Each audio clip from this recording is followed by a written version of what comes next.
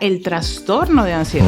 ¿Qué tanto ha afectado ese mundo digital y redes sociales a la salud mental? Hay gente que se siente culpable por descansar un fin de semana. Pero ¿y la depresión? Cuando estamos hablando de una persona deprimida, estamos hablando de una persona que las empatías son excelentes. Claro. Claro que sí, pero no son la única solución. Siempre hay un trastorno. ¿Cuáles serían las cosas principales que un ser humano debe hacer para tener una buena salud mental?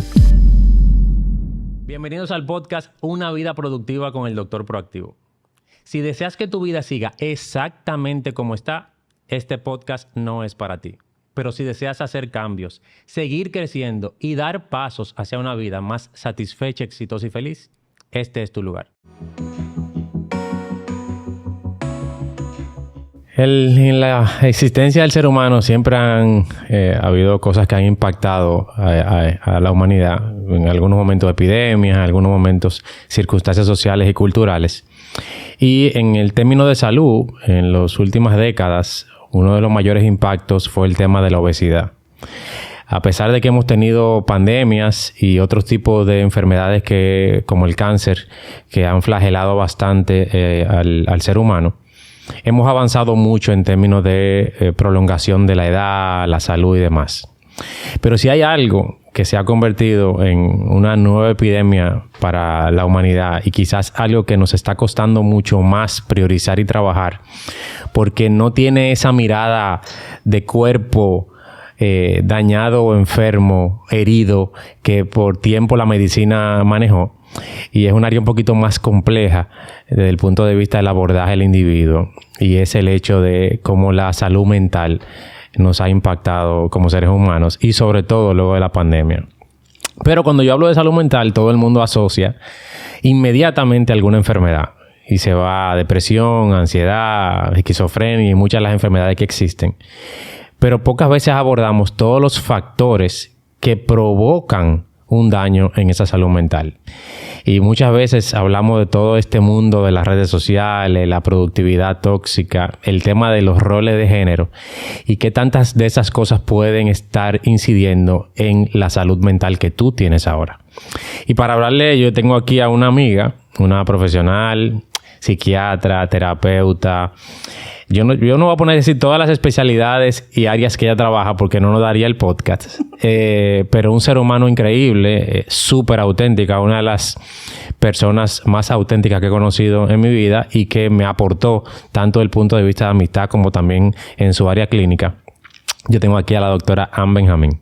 Hola. Hola. Un súper placer. Finally. Al fin. Para mí es un honor tenerte. Para mí un honor estar aquí. No solamente para el expertise que tienes y por el tipo de profesional que eres, sino por cómo tú te entregas. Yo conozco pocos profesionales que se entreguen tanto al individuo que entra a la consulta. Yo siempre relajo cuando digo que te refiero y demás, que siempre digo una estrella, y cuando la gente ve tus redes dice, ¿y por qué que tanta gente sube fotos de ella y le tiene presente y le llevan regalo y está todo el tiempo? Y digo, es que no es solamente la consulta, es el trato. Y yo creo que esa es una de las cosas que más yo admiro de ti como profesional. Sí, definitivamente. El trato hace de la diferencia. Hay una frase muy popular que dice que no hay nada más dulce al oído del hombre que escuchar tu nombre. Hey. Y muy pocas veces tú llegas a un lugar, claro, eso está cambiando, gracias a Dios, pero muy pocas veces tú llegas a un lugar donde tú eres recibido por tu nombre, por qué cafecito tú quieres, como que, claro, que si quieres tú necesitas. No tenemos el que le gusta, pero tenemos etcétera, etcétera. Entonces esas son las cositas que marcan la diferencia. Claro, claro. Pequeñitas, pero son cosas que de verdad alimentan el alma. Totalmente. Yo siempre empiezo el podcast preguntando, ¿quién es Ann Benjamín? ¿Qué te digo? Definirse, yo siempre he dicho que está mucho más allá de las palabras. Pero podría decirte que soy una persona sumamente empática. Creo que eso es algo que tú lo sabes, lo has vivido. Soy una persona sumamente entregada. Soy una persona que cuando se propone algo se olvida de todo lo pero y todo nada. O sea, tú me puedes decir el listado del por qué no y yo, ok, me lo presenta cuando yo termine el proyecto. Sobre todo soy sumamente humana. Totalmente. Ann, dentro de tu historia, que sé que hay muchas cosas que definen muchas de las cosas que tú eres ahora, ¿de dónde surgió esa idea, sueño y después vocación de ser médico y después psiquiatra? Bueno, inicialmente, paradójicamente, yo quería ser, obviamente siempre quise ser médico, eso sí, eso no hay duda. Pero inicialmente yo quería ser cirujana cardiovascular. ¡Wow! En una conversación que tuve con la madre de uno de mis compadres, ella me hizo una salvedad a propósito del tema, donde me decía, ¿cuántas cirujanas cardiovasculares exitosas tú conoces? Yo me quedé en blanco. Yo dije como que, wow, es cierto, o sea, no. Entonces, a partir de ahí, yo decidí irme por la parte que desde cierto punto para mí era de verdad como que más fácil, como un plus. Porque de hablar y ser feliz y ser extrovertida, eso es lo mío. Entonces ahí fue cuando decidí elegir la parte de psiquiatría. Claro, pero cuando entraste un mundo muy distinto quizás del que pensabas. Sí, muy distinto. Y no solo eso, sino que me hizo ver muchas situaciones que tal vez durante mi niñez yo no pude curar, no pude sanar. Y muchas personas dicen que por lo general quien entra al área de salud mental lo hace buscando sanar ciertas cosas. Sí. Y ya una vez estando dentro, yo sentí que llegué ahí de una forma inconsciente. Claro. Pero que al final definitivamente me ayudó. Qué bueno, qué bueno. Y de todas las cosas, porque tú has transitado en un área de la psiquiatría en una época bastante chula, yo diría, porque desde un momento tú lo estudiaste, y lo recuerdo en la época que tú estudiaste, tenías relevancia, pero no tanta, pero conforme tú fuiste ejerciendo, fue subiendo esa demanda y esa claridad sobre la psiquiatría, y también los avances en términos de drogas, medicamentos y demás. ¿Qué tan gratificante ha sido para ti la psiquiatría? Sumamente gratificante. O sea, no hay nada más chulo que un paciente te diga un día después o te diga al día siguiente, doctora, gracias, de verdad, dormí súper bien. O doctora, gracias, de verdad, estoy súper feliz con mi pareja, estamos aquí. Y yo tengo pacientes que no solamente me llaman para decirme, que me duele aquello, que no puedo dormir, sino que también me llaman para decirme, me siento muy bien. Claro. O sea, que esa parte es sumamente gratificante. Y sí es cierto, se podría decir que en una parte yo tuve la oportunidad de tener el impulso de estar en el momento preciso, que sería el tema de la crisis de la pandemia, que para mí las crisis son oportunidades. Así es. Siempre son oportunidades. Y definitivamente la pandemia lo fue. Anteriormente a eso, claro, tuve mi transcurso, fue algo... que si aquí, que si allá, que si tenía como 5 lugares. Claro. Pero ya luego de la pandemia como que todo se fue asentando y las personas fueron aceptando muchísimo más el tema de abrazar sus fragilidades. Claro. Porque era un tema que sigue siendo un tema tabú, pero en relación a tiempos pasados, o sea, tenemos un 10% más, que totalmente. Eso es muchísimo para nosotros como psiquiatras. O como personas que trabajamos con temas de salud mental. Así es. Yo tengo que decir al público que escucha y ve, y eso va a permitirme que nos adentremos en el tema, que tú formaste un centro que su mirada no es necesariamente la atención clínica, sino la atención del ser de manera integral. Exacto. Y cuando yo te conocí, que fue en pandemia, y vi la visión y la misión y la visión del norte de esa empresa, yo siempre decía, wow, ese debería ser el norte de todo en términos de salud y bienestar, que fuera un equipo integrado. ¿De dónde vino esa necesidad y esa idea? Esa idea vino prácticamente de mis propias necesidades. Sucede, y viene al caso que tú en muchas ocasiones me ayudaste, de mi mentor. Por eso también formaste parte de nuestro gran equipo. Luchi, que es financiera, también lo hizo. Entre otros, como psiquiatras, como la doctora Arlene Caro, que siempre ha sido mi soporte. Mi mano derecha 1A. Mariel Zimmerman, que también me ha aportado muchísimo. Entonces, ¿qué yo vi? Yo vi que detrás de cada paciente que llegaba a la consulta, no solamente era un tema de tómate esta pastillita en la mañana, esta en la tarde y vuelve mañana. No. Detrás de eso siempre había un trasfondo. Un tema económico, un tema de pareja, un tema familiar, porque los temas familiares son los temas que hay que darle a Mariel. Mira, me quito el sombrero porque Mariel es terapeuta familiar, Mariel Zimmerman. Entonces, ahí fue donde surgió el interés en que, yo te voy a nivelar para que tú puedas entender cuáles son las cosas que no están funcionando actualmente en tu vida y a partir de ahí tú tengas una guía correcta. Claro. Porque yo no puedo hacerlo todo. No, aunque quisiera ayudar a mis pacientes y cargarlo y llevármelo para mi casa, que ellos lo saben, no puedo. Entonces, ya una vez ellos nivelados, entonces yo lo refiero donde la persona específica que yo entiendo que le necesita. En el caso tuyo, cuando un paciente yo siento que tiene todo muy claro, pero le falta ese empuje, no sabe cómo arrancar, entonces tú sabes que va directo para donde. Claro. Ya si me llega un paciente que tiene algún tema familiar, se va para donde Mariel. Y así sucesivamente. Así es. Sí, yo doy fe y testimonio que tú fuiste la primera persona, porque ya hay otras que lo están haciendo, hay que decirlo, pero tú fuiste la primera persona de salud mental que refería a mentores y a coaches. Sí. Claro, a personas con criterio, inclusive que tuvieran mucha ética en su trabajo, pero ya eso se está viendo más por el tipo de abordaje. Sí. Un nutriólogo, un psiquiatra, un terapeuta, un mentor. Es decir, la mirada integral del individuo va a permitir que demos grandes cambios en el ser humano a largo plazo. Exactamente.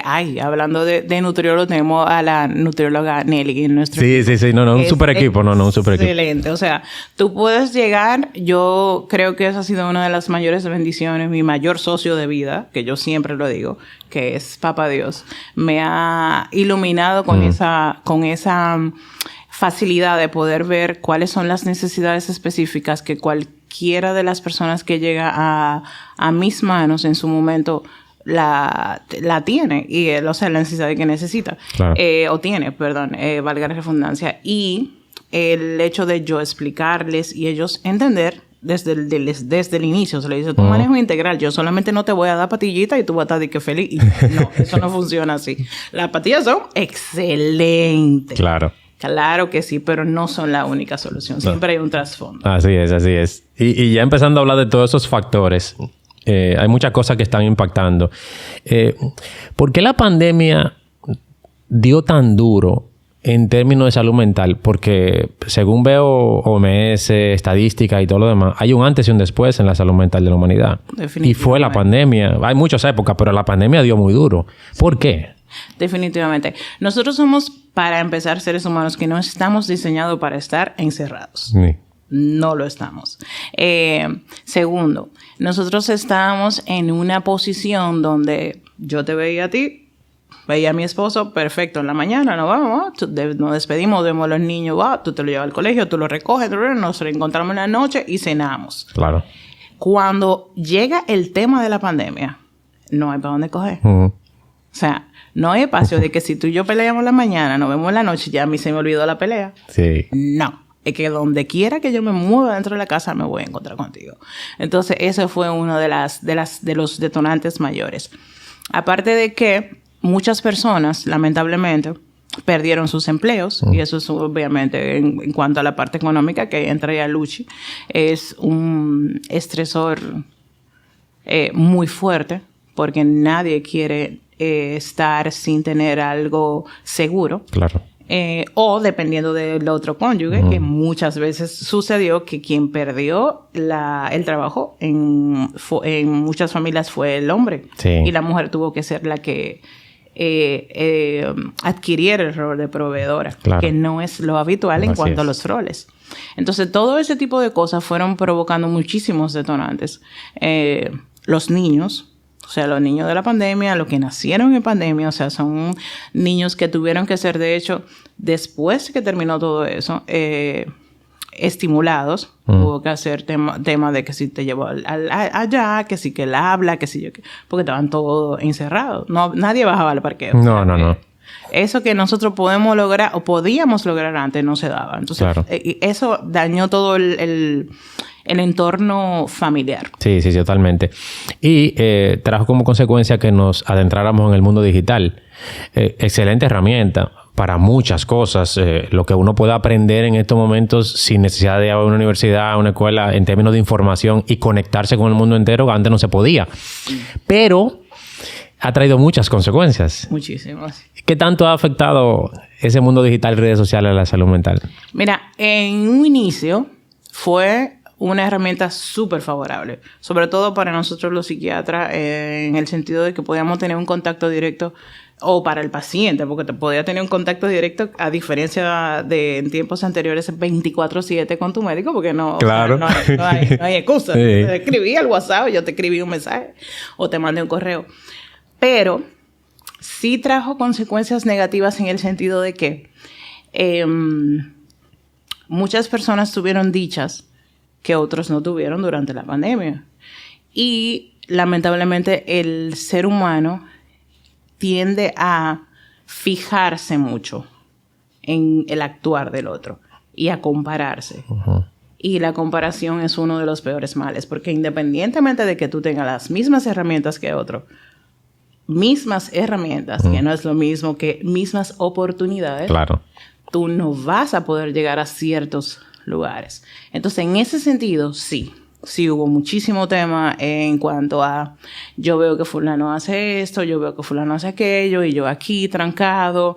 El tema de que había personas que podían tener ciertas libertades que otros no tenían. Claro. Muchísimas situaciones. Totalmente. Y el cambio que hizo en nuestro cerebro, el tema de la liberación de dopamina, las redes sociales rápidas. Exceso de dopamina, porque tú tenías ya un acceso súper rápido, porque nada más era bajar la cabeza y ya. Sí. Ese era tu entretenimiento. Totalmente.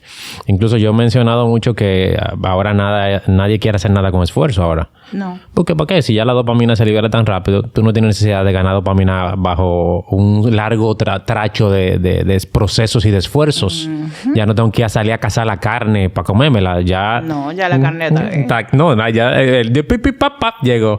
Y por eso quizás muchas cosas ahora, por ejemplo, la gente quiere cambiar su cuerpo en 30 días. Si el matrimonio no va bien al mes, ya tenemos que dejarlo. Porque todo tiene que ser rápido y aquí hay. Instantáneo, como la sopa. Sí, totalmente.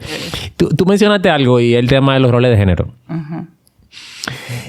Todos sabemos que la cultura y las sociedades siempre impactan o influyen en el día a día. Pero ¿qué tanto los roles de género pueden estar afectando nuestro equilibrio y salud mental? Actualmente, gracias a Dios, yo entiendo que el tema de los roles de género está un poquitito, vamos a decir como que un 10% más equilibrado. Porque en tiempos anteriores, obviamente, la función del hombre era ser proveedor, ser el que dictaba cuáles eran las reglas de la casa y no había cuestionamientos, se seguían y punto. Solía ser el que ponía pautas en todo el sentido de la palabra. Mientras que la mujer, lamentablemente, o no lamentablemente, porque es algo que uno puede disfrutar. Claro. A cierto punto, porque tengo muchas amigas que lo hacen al 100 y lo disfrutan. Estaban totalmente enfocadas en la casa, totalmente enfocadas en sus hijos, totalmente enfocadas en el tema del cuidado de todos. No solo de los hijos. Uh-huh. Cuidado de todos. Entonces, eso fue... eso es parte de las cosas que causó como más roce. Claro, totalmente. Uh-huh. Y el hecho del giro que dio en términos de la mujer, ya tengo, gracias a Dios, equidad, derechos, oportunidades y demás. Pero entonces, yo siento o veo muchas de las personas que me toca trabajar, esa mujer ansiosa, esa mujer desesperada, esa mujer corriendo por la vida, esa mujer que no le da el tiempo de tantos roles que tiene que cumplir. Sí. Porque entonces la mochila se supercarga. Claro. Todos traemos una mochila. Sí. Pero en el caso de nosotras las mujeres, tú no puedes elegir dejar de ser madre para ser trabajadora. O sea, ser madre es ser madre. No hay nadie que te pueda sustituir. Claro. Tú puedes tener 10 nanas y no va a ser lo mismo. Entonces, obviamente sí, eso generó mucho caos. Claro, claro. Y la experiencia que tú has tenido en consulta, ¿ha llegado a afectar gravemente a mujeres este tipo de vida actual? Definitivamente. De hecho, hay una enfermedad que era única y exclusivamente de las personas que trabajaban directamente con salud. Ya sea salud mental o salud en todo sentido general, que era propio como de enfermeros, médicos, etcétera, etcétera. Pero que a raíz de la pandemia empezó a verse mucho en las madres, que es el burnout, el síndrome de quemazón. Porque el síndrome de quemazón se define como un agotamiento emocional producto del exceso de cargas o trabajo que tú tienes. Entonces, como las madres no teníamos la oportunidad de poder soltar una cosa y agarrar la otra, sino que teníamos que tener las dos cosas agarradas. Claro. Y con esto no estoy diciendo que los hombres no ayudan, porque el mío ayuda al 100. Lo sé. Yo te voy a hacer una anécdota que es muy graciosa. En una ocasión, yo muy emocionada, le digo a mi esposo, ¿puedo salir temprano al mediodía para poder ir a la casa a comer? Yo voy a buscar a los niños al colegio. Yo llego al colegio, me pongo en mi filita y y cuando estoy en la fila, que bajo mi cristal, el señor de que entrega a los niños se queda mirándome así. Y yo dije, fulano y fulano. Y él dije, ok. Y se va. Y yo me quedo como que... Y después viene la profe. Claro. La tía. La investiga. Las dos tías. la cabecera. Dije, y dije, ¡hola, madre! Y yo me quedo... O sea, ni siquiera me conocían. Para que tú veas qué buen trabajo en equipo nosotros podemos lograr. Que eso siempre se puede hacer. Pero al final ese es el... Sí. Y tú sabes que cuando en medicina hablábamos de burnout, uno siempre lo asociaba al área laboral. Sí. Pero luego que cambió el mundo, y lo estás hablando tú con el tema de las mujeres, el tema de los emprendimientos, influencers, el tema de redes sociales y demás. Yo he visto mucha gente caer en burnout que no son ese clásico super ejecutivo de que le llegaba a la oficina a las 6 y iba a las 12. Exactamente. Sino personas que tú pareciera que tienen hasta el tiempo libre. Sí. Y caen en burnout. Claro. Y de hecho, parte de las cosas que hacen que caigan más profundo en el burnout es precisamente eso que tú acabas de decir, que parece que tuviesen el tiempo libre. No. Entonces, eso te genera una culpa extra. Porque las personas que están en tu entorno te dicen, pero ¿y de qué tú te quejas? Porque tú no haces nada. Tú no matas en tu casa con tus hijos. Totalmente. ¿Tú sabes lo que está en la casa con dos muchachos? Con la casa llena de Lego. Que tú coges para beberte un vaso de agua y te pisa 3 Legos de aquí a la cocina. Sí. Fuerte. Sí, totalmente. Es totalmente. Y no es la misma, no hay una medición de carga. No. Es decir, no hay un estándar que tú digas que el que trabaja tantas horas que va a tener burnout. No. Puede ser una gente con pocas horas que caiga en burnout. Exactamente. Puede ser, eso es un factor, eso es un punto muy importante. Aparte de que no hay una remuneración económica. No, para nada. Para nada. Tú puedes ser madre tiempo completo y tú no vas a tener un cheque de que tenga. Claro. Sus 24 horas de madre, porque es madre 24 horas. Claro. No es de que ya, se ponen una esquinita, se acabaron sus 12 horas de hoy, ¿no? Sí. No, yo sé que no. Yo no voy a entrar en temas de enfermedades porque para eso tendríamos otro capítulo. Porque el burnout yo sé que es un tema que tenemos que tratar en otro momento para que la gente lo entienda bien y lo sepa manejar. Pero siguiendo con los roles de género, el hombre también cambió. Sí. De ese macho alfa, que yo hago esto y ya, y todo para mí, y yo probé y ya, yo soy de la orden. El hombre cambió, pero también eso trajo consigo ciertos retos. Y también ha dado la premisa, yo sé que estamos todavía muy por abajo de lo que deberíamos, pero ya hay hombres buscando cuidado. A el hombre no se chequeaba en salud, de ningún tipo. Sí. Y tampoco, mucho menos salud mental. Pero ya es... El hombre no. No, pero ya eso sí pasa. ¿Y cuál tú crees que están siendo? Porque es fácil nosotros ponernos inclusive el que está oyendo, decir, sí, que la mujer tiene esto, por eso cae en esto y esto. Pero poco se habla de los impactos que tiene en salud mental el hombre. ¿Cuáles son esas cosas que tú has visto que se están presentando más en el sexo masculino? Mira, en el sexo masculino yo he visto muchísimo trastorno de ansiedad generalizada. Wow. Porque, obviamente, como en un inicio hablamos de las funciones primarias que tiene cada uno entre sus roles, en el caso de los hombres está el hecho de ser proveedor.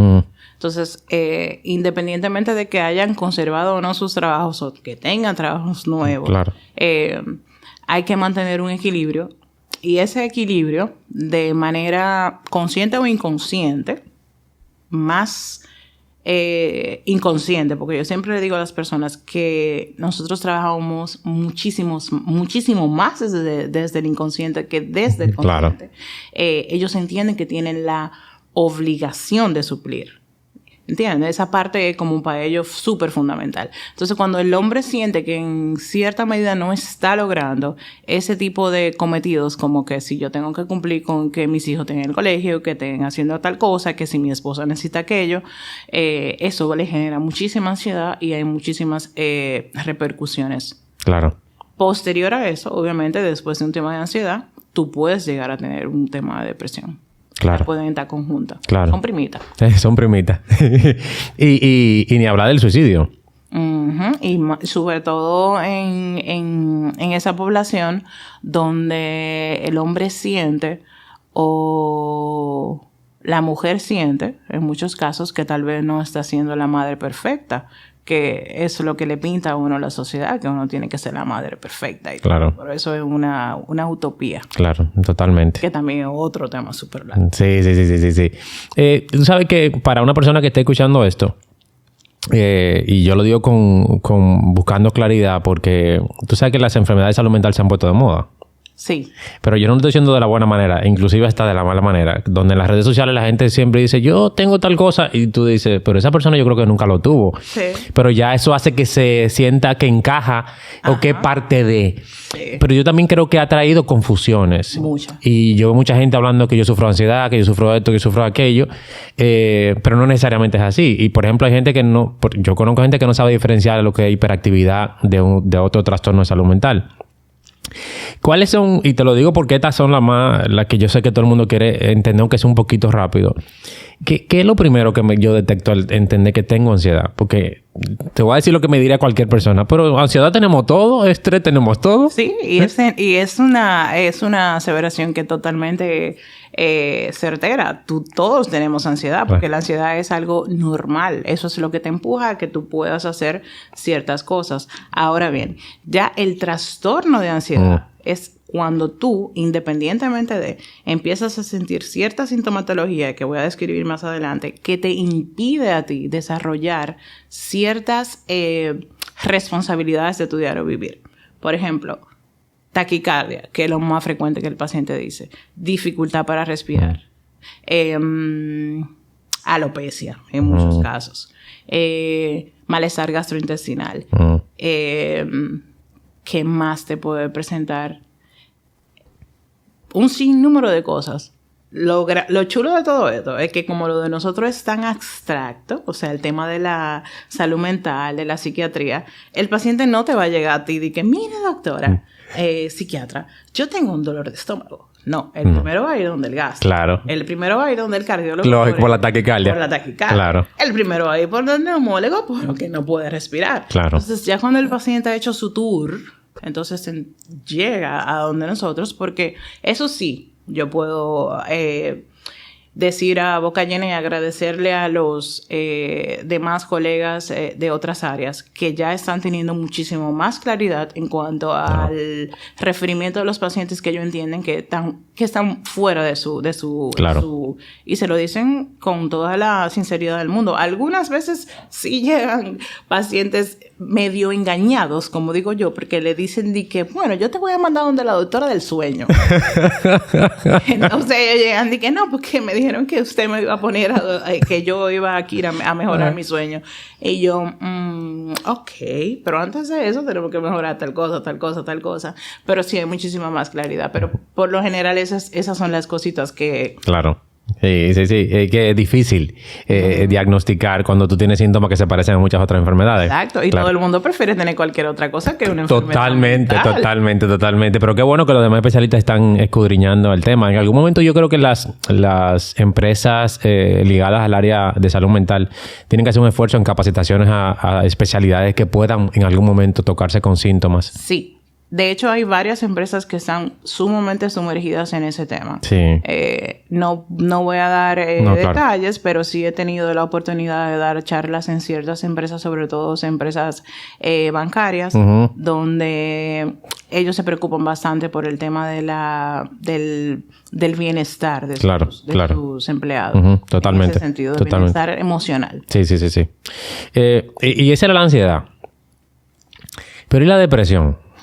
Que esa es la segunda más famosa de todas las enfermedades de salud mental que se escuchan en las redes y en los medios. Ahora, pues se voltearon la cosa después de la pandemia. Sí, después de la pandemia, primero lo que estaba en boga era depresión. Totalmente. De la pandemia, que todo el mundo estaba como en esa incertidumbre. Claro. Lo que vino fue el tema de la ansiedad. Sí.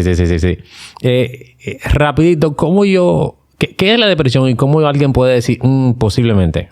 Bueno, cuando estamos hablando de una persona deprimida, estamos hablando de una persona que tiene anedonia, que es estas personas que solían hacer ciertas cosas que le generaban placer y prefieren quedarse en cama y no hacerlas.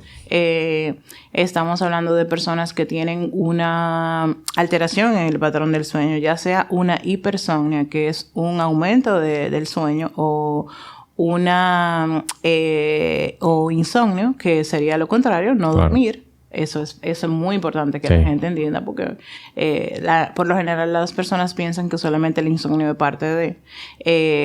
estamos hablando de personas que tienen alteración en el patrón alimenticio, personas que están perdiendo peso, personas que también pueden presentar taquicardia, personas que también pueden presentar malestar gastrointestinal, personas que pueden presentar inclusive...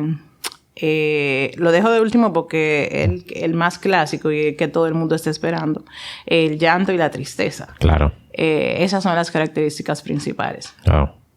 Y mucha gente escuchando pudiera decir, yo he tenido 4 o 5 de esos. Con 5 pueden pasar por ahí. Claro que sí. Pero yo creo que todavía nos hace falta mucha información al respecto, porque mira cómo yo te hago la pregunta. Claro, en mi caso más fácil por el hecho de que soy médico y demás. Pero cuando uno escudriña en las redes sociales, hay mucho de la historia de lo que padecí.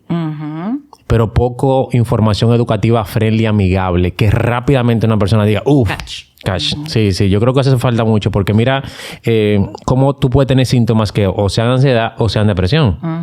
Claro, quitando el tema de las cosas que ya no me dan el mismo placer y demás, y el tema del sueño, pero tú puedes tener muchas cosas muy similares y son enfermedades muy distintas. Exactamente.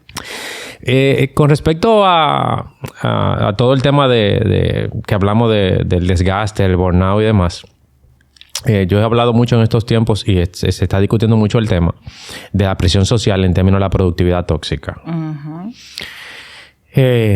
Yo creo que es tan difícil explicárselo a las personas para que entiendan que están como si fueran automáticos. Como si tú estás como en un treadmill, como en una cosa de correr, de la que va la banda, que tú en la caminadora, y tú arrancaste tu día y está en la caminadora y tú solamente la pagas cuando va a costar. Robotizado. Así pareciera que hay mucha gente ahora mismo, pero no entienden el impacto que puede tener eso en su salud mental. ¿Qué tan severo puede ser el prolongar esa productividad tóxica? El hecho de prolongar esa productividad tóxica es una de las situaciones que te pueden llevar a tener un desgaste físico y emocional, que sería, en resumen, el burnout. ¿Qué pasa con el tema de la productividad tóxica? Independientemente de que la persona quisiese tener un descanso, el tema del bombardeo de las redes, de que tú estás viendo que fulano está produciendo, de que fulano está haciendo y que yo porque estoy en mi cama, te hace sentir culpable. Hay gente que se siente culpable por descansar un fin de semana, que se siente improductivo. Y entonces, si tu cuerpo no descansa, que es tu mayor aliado, no vas a lograr absolutamente nada. Claro, totalmente. Y da mucha pena porque inclusive yo he escuchado de gente que ha dicho que intenta dormir, pero sus pensamientos. Exacto. Son tantas cosas que tienen pendiente, tantas cosas que quiero hacer y los compromisos no cumplí, porque lógico, el que tiene productividad tóxica nunca cumple. ¿Quién cumple ese listado? Exacto. ¿Quién cumple el listado? El que está en hiperfunción no puede lograrlo. Pero entonces es un ciclo feo, porque tú te está afectando emocionalmente, pero entonces tampoco duermes. Ajá. Y cae en un círculo vicioso. Exactamente. Entonces, si no descansas, tu cerebro eventualmente no va a poder reparar ciertas funciones como son las funciones inmunitarias, las funciones de la memoria, y un sinnúmero de cosas que va a depender, que eso también es otro tema chiquísimo, el tema del sueño y cómo repararía cada área dependiendo de la fase en la que tú estés. Y al final, por más que tú quieras seguir produciendo, no va a poder porque tu cerebro te va a decir, mire amigo, haga lo que usted quiera porque yo me apago aquí. Claro, claro. Y un burnout puede complicarse. Es decir, ¿puede llegar a otra afectación o simplemente hay niveles de burnout? No, sí, tú puedes tener un burnout que al final se termine convirtiendo en un tema de depresión, porque obviamente tú vas a tener una persona que no está siendo tan funcional como era anteriormente y eso le va a generar culpa. No hay nada que pese más que la culpa. Entonces, tus jefes, tu entorno empieza a hacerte esas salvedades que por lo general tienden a ser no muy lindas la forma en que te la dicen y entonces eso tiende a como que a hundirte más. Entonces tú te sientes como que tú no estás dando la talla. Totalmente improductivo y posteriormente a eso tú puedes llegar a tener una depresión. En algunos casos, como tú tienes ese deseo de estar haciendo cosas, tú puedes empezar a desarrollar un tema de una ansiedad porque tú vas a estar en un constante estrés. Claro. Tú estás hiperfuncionando y ese mismo hiperfuncionamiento te puede llevar a tener taquicardia, que si dolor de pecho, que si falta de respiración, todo eso. Entonces, obviamente, tu cuerpo te va a decir, oye, yo no puedo, porque es un grito del cuerpo. Claro. Pero lo que no sale por la boca, sale por otras partes del cuerpo. Entonces, el cuerpo para poderte frenar, esa es su forma de lograrlo. Claro, totalmente. Antes de entrar en la parte positiva de consejos que deberíamos hacer y demás, porque no quiero tampoco que abordemos todas las posibilidades de temas que hay, porque no acabaríamos hoy y para eso tendremos otras oportunidades. Pero yo quiero tocar un tema final por tu expertise. Yo no lo dije al principio, pero aparte de psiquiatra, terapia de pareja y muchas otras cosas que tú trabajas, tú has tenido una gran experiencia trabajando con personas que se hacen cirugía plástica y bariátrica. Yo diría que yo no creo que existan personas que tengan más experiencia que tú. En ese sentido, porque normalmente los cirujanos plásticos y bariátricos que necesitan una evaluación previa o post cirugía tienen diferentes tipos de personas, pero tú llegaste a tener una cantidad de pacientes que yo diría que tú puedes escribir estudios al respecto con la información que tú tienes. Pero ahí hay otro tema social y otro tema que puede tener más trasfondo de salud mental. Según tu experiencia, ¿qué tanto de lo que tú viste tenía que ver más con salud mental que con el físico? Yo diría que aproximadamente, sin temor a equivocarme, de un 85 a un 90%. Wow. Siempre hay un trasfondo que tiene que ver con la parte emocional y mental. Siempre, siempre.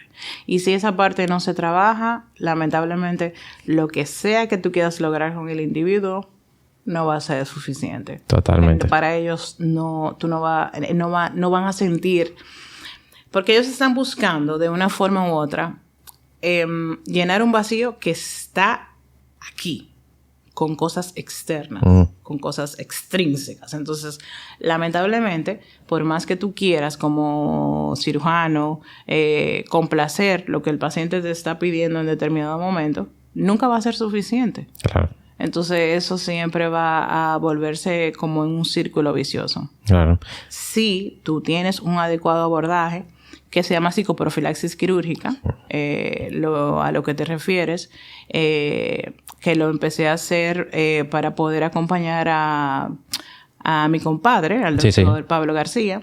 Esa fue una de las primeras, de los primeros posgrados que hice.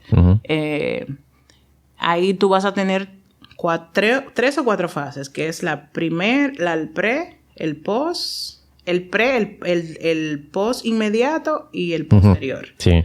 Que es el acompañamiento que tú tienes que darle al paciente. Tú tienes que verlo inicialmente, ver si hay alguna condición externa que pueda tener alguna situación que eventualmente la cirugía pueda resultar un detonante.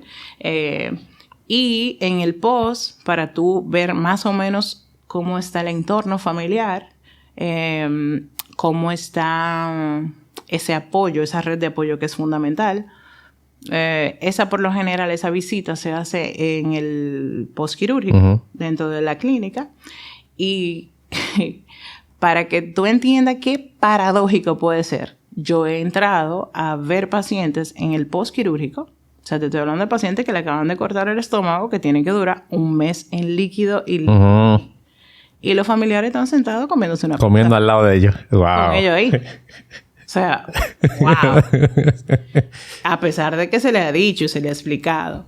Y ya el post para ver cuáles cosas pueden haber afectado, qué ha cambiado, porque obviamente el entorno te va a ver de una forma diferente. Sí. Eso cambia muchísimo. Sí. Y poca gente sabe que por ley, o mejor dicho, por ética y por protocolo, una persona que se va a hacer cirugía plástica o bariátrica tiene que pasar tiene que estar en un acompañamiento de salud mental. Incluso se puede frenar una cirugía por algún dictamen que dé el psiquiatra. Sí, definitivamente. Yo en algunas ocasiones he tenido que hacerlo. Pacientes que tienen algún trastorno dismórfico corporal, que son esos pacientes que llegan a cirugía plástica y tú los ves y tú dices, pero de verdad tú estás perfecta, ¿qué más tú te quieres hacer? O de verdad tú estás perfecto, porque los hombres también se hacen cirugías plásticas. ¿Qué más tú quieres? No, porque esto, aquello, que sé yo cuánto. Entonces son cosas que te dan como una alarma, porque al momento de tú vas a decir, bueno, independientemente de lo que sea que le vaya a hacer mi cirujano a ese paciente, él no va a quedar conforme. No. Entonces, por más que sea, nosotros hacemos esto porque queremos ayudar al paciente, pero tampoco queremos un mal review, como dice la gente. Claro. Nadie se lo quiere ganar de gratis. Claro. Ya tú lo estás viendo desde ahí, porque tú lo puedes frenar. Sí. Entonces, los cirujanos con los que yo he trabajado en ese sentido han sido bastante respetuosos. Si yo digo que entiendo que este no es el momento, no. Está la doctora Tania Medina, está el doctor Díaz, Manuel Díaz, y ellos son bastante respetuosos en ese sentido. Sí, que bueno. Y la dismorfia, cada vez veo más casos, quizás porque son las redes sociales y uno tiene la oportunidad de verlos. Claro que sí. Pero casos trascendentales. O tuve una persona que, bueno, no voy a decir porque son estándares sociales, pero que tú dirías, wow, qué bonita, y de repente tú vas y dices, pero ¿qué pasó aquí? Ajá. Sí, porque hay una distorsión totalmente de... Y eso también, lamentablemente, por más que querramos decir que las redes sociales son un estímulo en ocasiones positivo, es parte de, porque tú siempre quieres más, tú siempre ves como que el otro está más bonito, tú siempre quieres estar como parecido a fulano. Es como parte no del todos, pero del que puede. Claro, totalmente. Ann, mirando un poco la hoja, se ha empoderado la humanidad, aunque hay muchos temas por los cuales la persona no tiene acceso a la salud mental, que no tiene cobertura a salud mental, que no tiene facilidades, que todavía hay falta de educación para que la gente vaya a salud mental. Eso es increíble, eso es un tema que duele en el alma. Pero hay mucha gente que está preocupada por el tema. ¿Qué cosas, cuáles son las cosas primordiales? Porque hay muchísimas cosas que se pueden hacer, pero ¿cuáles serían las cosas principales que un ser humano debe hacer para tener una buena salud mental? Mira, aparte de las cosas que yo siempre recomiendo a mis pacientes es el autocuidado.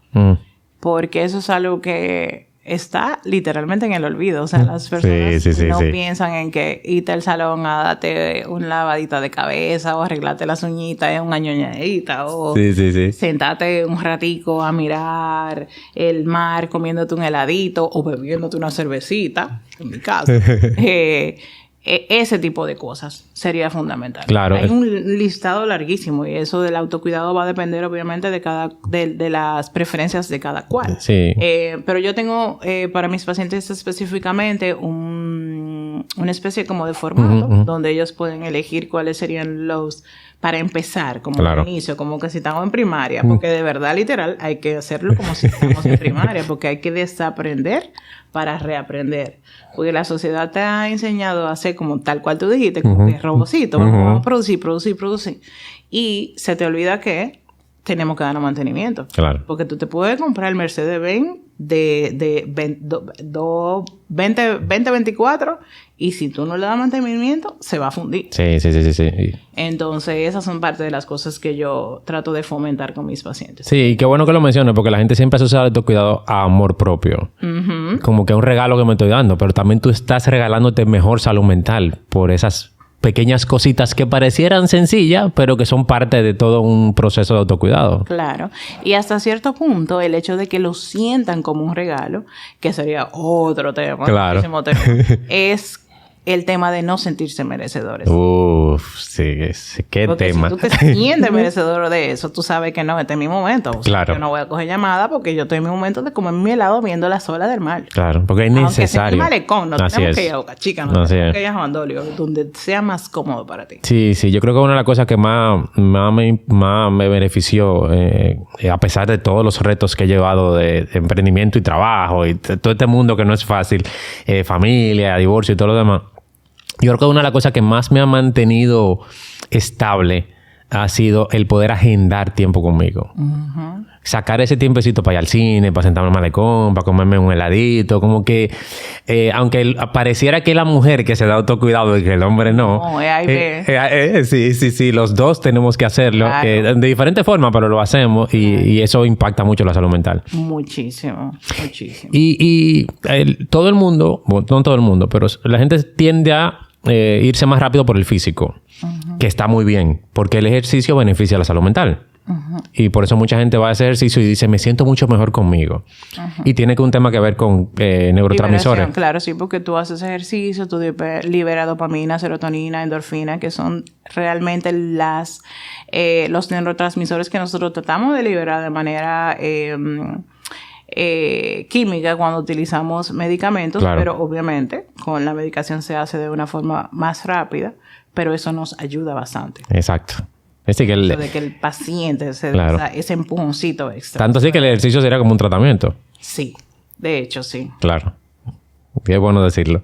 Pero entonces la gente va mucho por el físico, pero hay personas con muy buen físico con temas de salud mental. Y por eso yo le digo a la gente, cuando tú dices cuido mi salud o mi bienestar, no es mi físico, es todo ese ser humano, espiritual, mental y demás. Y si una cosa está desbalanceada, va a afectar a la otra. Claro, es una mesa de 4 patas. Totalmente. Entonces tú puedes estar perfectamente físicamente, pero si emocionalmente tú tienes temas en casa, ya tenemos 3 centímetros menos en una pata. Claro. Si tenemos tema en el trabajo, tenemos 2 centímetros menos en otra pata. Si tenemos tema en cuanto a la parte económica, tenemos 10 centímetros menos en una pata. Así es. Entonces, eso va a hacer que totalmente se desequilibre. Claro. No importa lo bien que tú te veas y lo musculoso que tú te veas. Sí. Musculosa. Totalmente.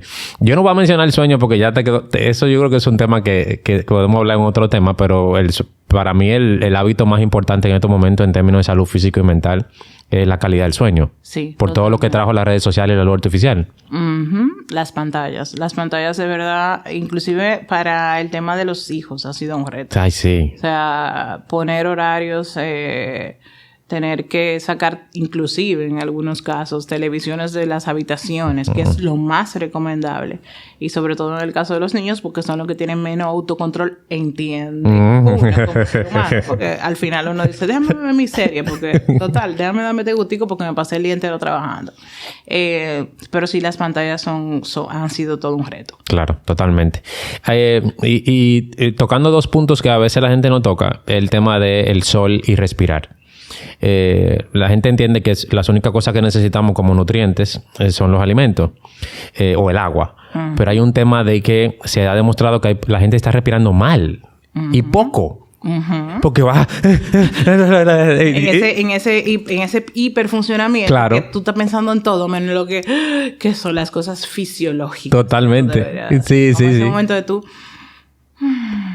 Claro. Respirar. Y por eso a tomar el solcito de las 8 o 9 de la mañana. Eso no tiene claro. precio. Y por eso la meditación se volvió tan, no diría de moda, sino tan importante, porque ahora entonces hay que enseñar a la persona a estar presente, a hacer pausa y a respirar diafragmáticamente, que entre por la nariz, que salga por la boca.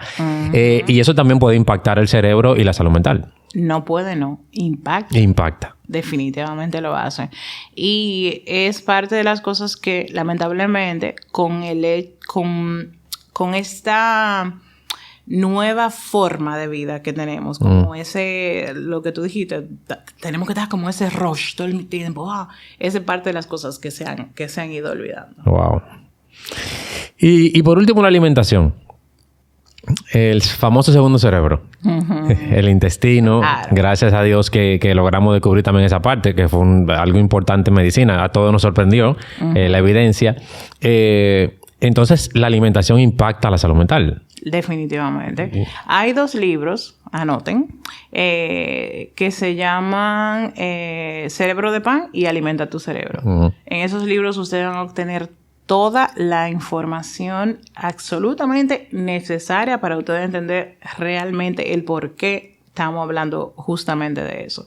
Porque hay muchísimos alimentos que nosotros tomamos en el diario vivir que no son necesariamente los indicados o los necesarios, los fundamentales. Y nos olvidamos muchas veces del tema de la suplementación. Porque nosotros, al tener una alimentación tan sui generis, podría así decir, no tenemos una alimentación como definida, como no podemos decir que sí, nuestra alimentación es mediterránea. No, ya eso. A pesar de que podríamos tenerla porque somos costeros en muchas ocasiones, pero no. Entonces, el tema de los suplementos, esa parte es muy importante también, pero eso también sería otro. Sí, ese es otro tema. Sí, hay muchos temas. Yo ni siquiera voy a hablar de la melatonina porque eso quiero que lo toquemos en algún momento. Ben, ya para finalizar por tema de tiempo, porque podemos quedarnos aquí el día entero. Sí, a nosotros. ¿Cuándo voy al psicólogo y cuándo voy al psiquiatra?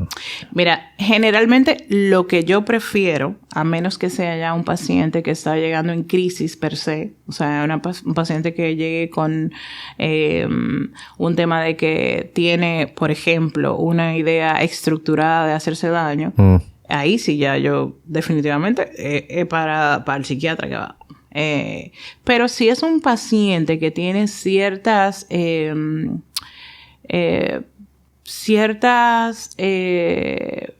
discrepancias en su forma de vivir, o sea, inclusive en las experiencias de él comparado con las experiencias de sus padres, o comparado con las experiencias de los amigos, o si se está comparando, etcétera, etcétera, que puede manejarse con terapia cognitivo-conductual o puede manejarse con terapia ya sea familiar. Entonces yo lo mando directamente a donde el psicólogo, porque de verdad, genuinamente, y hasta siendo yo psiquiatra, decirle de plano a una persona, mira, yo creo que tú tienes que ver al psiquiatra, es chocante. Sí, todavía es fuerte. Tenemos que ser realistas en ese sentido, porque inclusive nosotros mismos recibimos discriminación. Claro. Yo hago otra anécdota. Yo, al salón donde yo voy, acude la mamá y una hija, que son mis pacientes. Y en el salón ella no me saludó. ¡Wow! No, para nada. ¡Wow! Porque en el salón todo el mundo... Claro. Él te lo van a asociar. Jamás, no. ¡Wow! Y yo eso lo respeto. Claro. Obvio, me siento discriminada. Claro. Porque también hablamos mucho de la discriminación del paciente. Así es. Pero nosotros somos discriminados. ¡Wow! ¡Qué fuerte! Pues entonces cualquier persona que tenga cualquiera de los síntomas que hablamos o que sienta que puede tener cualquiera de estas enfermedades que hemos hablado, situaciones, primero vaya a su psicólogo terapeuta y ya luego con ese mismo psicólogo terapeuta va a tener la facilidad de decirte, mira, yo creo que es esto y esto y esto, pudiera manejarte con esto o tienes que pasar a un psiquiatra. Exactamente. Bien. Y él puede decidir, el psicólogo, dependiendo del caso, si tienen que pasarle pruebas o no. Claro. Una batería de pruebas psicométricas que se pueden realizar, donde tú vas a tener un mayor rango para tú poder entender qué es lo que está pasando con ese paciente y saber inclusive cuál sería la medicación adecuada, dependiendo de cuáles son las sintomatologías predominantes. Claro, totalmente. Yo quiero agradecerte por el tiempo, por esta conversación tan amena, por tantas cosas buenas que muchas personas que van a escuchar y ver van a sacar y que van a decir, tengo que acercarme, o fulano, déjame decirle a este amigo mío, a este familiar, que ojo visor, que tiene que acercarse. Y también promulgar con esto, que se siga desarrollando todas estas informaciones de salud mental, seguir educando a la población, porque es muy necesario, muy necesario. Yo termino este podcast con la siguiente pregunta. Vamos a suponer, Dios no quiera, que tú mueres ahora esta semana. Y que todo lo que tú publicaste, todo lo que escribiste, todo lo que grabaste, todo eso se borra. Y lo único que te permiten es dejar 3 consejos. ¿Cuáles serían esos 3 consejos? 3 consejos. Mi primer consejo, lo voy a decir, pero no tiene que ser necesariamente en orden de importancia. No importa. Lo primero es que hay que saber elegir con quién uno va a compartir sus días. Wow. Porque eso te va a sumar o te va a restar. Muchas veces nosotros somos bastante cuidadosos al momento de elegir un apartamento donde nos vamos a mudar, si vamos a comprar una casita en la playa, queremos que tenga una entrada fácil, pero al momento de uno elegir las personas que va a dejar entrar en su vida, no calculamos nada de eso. La dejamos entrar y ya. Así es. O sea, nosotros le damos todos los puntos y entonces le vamos restando. Pero así como le vamos restando a ellos, también le vamos restando a nosotros, porque eso va a hacer que tú vayas perdiendo muchísima fe en la humanidad. Y eso es lamentable, porque hay personas que de verdad merecen tener la oportunidad, y por situaciones que ya uno ha vivido con otras, en otros casos, no le puede dar esa oportunidad a esa persona. Segundo, que siempre tengan en mente lo que yo te dije en algún momento, que mi mayor socio de vida es Papá Dios. Es mi socio número 1. Después de él, el resto. Pero con ese que yo converso toda la mañana, mira, que tú crees de esto, que tú crees de aquello, que sí, que... Pero eso no fue lo que hablamos, eso no fue lo que quedamos. Ayúdame ahí, espérate. Porque está bien que tú di que no aprieta, tú aprietas pero no ahorca, pero si sigue relajito. Y por último, que le presten mucha atención a esos indicadores que en muchas ocasiones uno va dejando pasar, como el hecho de tú no dormir bien, no tener el apetito necesario, no tener esa energía para hacer las cosas que tú habitualmente hacías, porque esas son las puertas de entrada para que tú en algún momento puedas tener una enfermedad mental a mayor escala. Entonces, si tú tienes una intervención a tiempo, que puede ser una intervención psicoterapéutica, tú no tienes necesariamente que recurrir en algún momento a medicación. Claro. O sea, que sí, pero hay que estar atento. Excelente. Yo cierro diciendo, señores, respiren, cuídense, aliméntense bien, tengan su tiempo con ustedes, hagan pausas. Y voy a utilizar una frase característica de Benjamín, que yo la utilizo yo ahora mucho y la voy a unir a una de las mías. Recuerden vivir un día a la vez, pasito a pasito. Sí, un día a la vez, pero todos los días. Amén. Gracias, mi amor. Un placer tenerte. Por la invitación. Gracias a ustedes.